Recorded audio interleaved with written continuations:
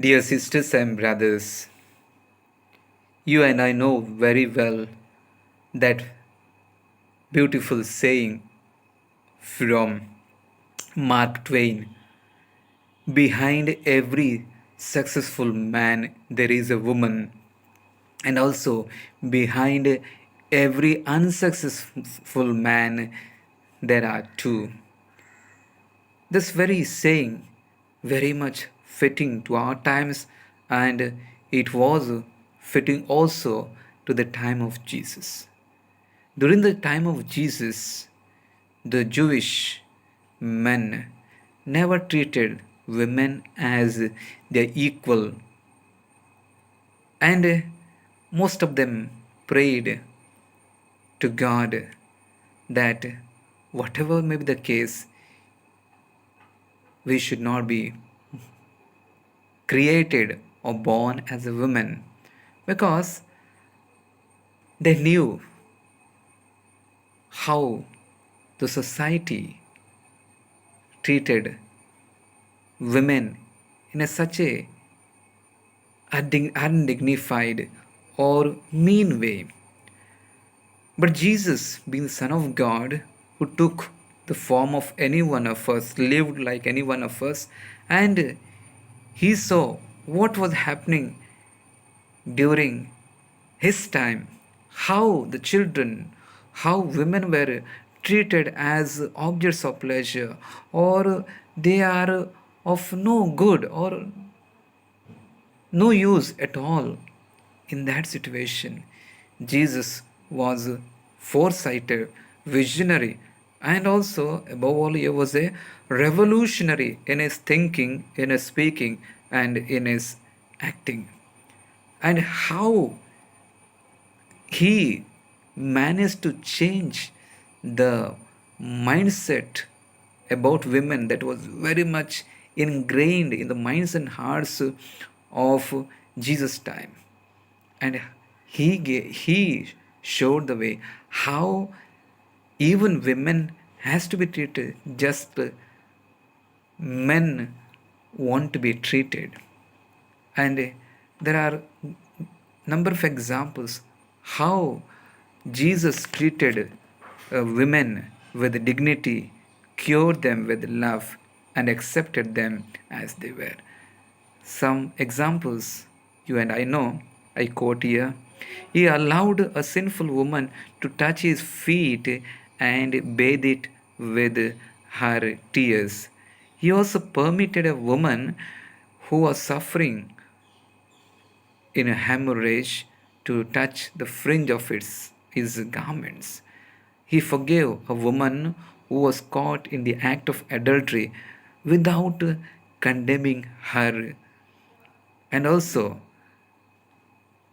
never forget one of the great thing that Jesus, when he rose from the dead, first appearance was given to a woman, and also name is given in today's gospel, Mary Magdalene. And that shows how much Jesus really gave importance and considered women are also created in the image and likeness of God, and they are also equal. They are not lesser than men at all. In our times, if we look what's happening, how women are treated, I feel still women needs to be empowered. There are so many things we hear about women, how the men treat women. They assault them, sexually use them, or murder them. What all persecution, what all pains that a human being giving to another human being who is a equal in every way, just gender is different. What all things are happening. And today, you and I know the parliament of our country having a special session where they're going to pass new laws. Especially, they have already put forth the bill of reservation for women.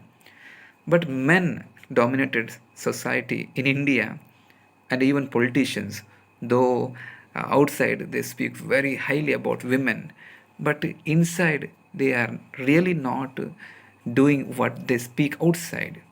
And I don't want to say anybody's name. Some even they said we have to rise above politics, keep all this kind of narrow thinking aside. But what's happening? Those who are in the government positions, especially women, are they allowed to speak when they need to speak? And women speaking for the weaker sections matters. If they keep their mouth shut, will the problems be solved? Not at all.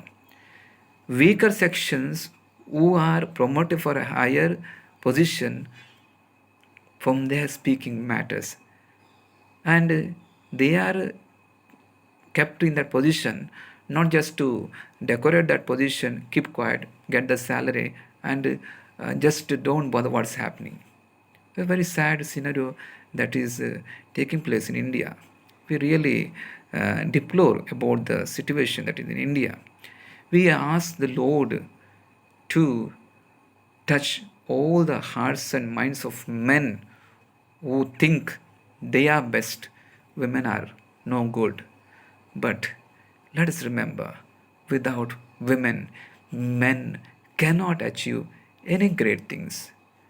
There is, the sentence I quoted from Mark Twain, for the unsuccess of a man, there are two women. That is some rare cases. But most of the cases, I feel that behind every successful man, there is a hand of woman. Maybe all men, we are men, let us treat as Jesus treated the women of his time. He took all help from them and gave them prominence in the society. They were nothing, but he made by accepting them as God's creation, and he made them everything. He brought them into the mainstream. May our politicians and all the men may try their level best just to keep aside all the kind of bad thoughts they entertain about when they see women. Can you and I think about coming to this world without a woman? Then why so much kind of animosity, kind of hatred, or kind of ill feeling towards women?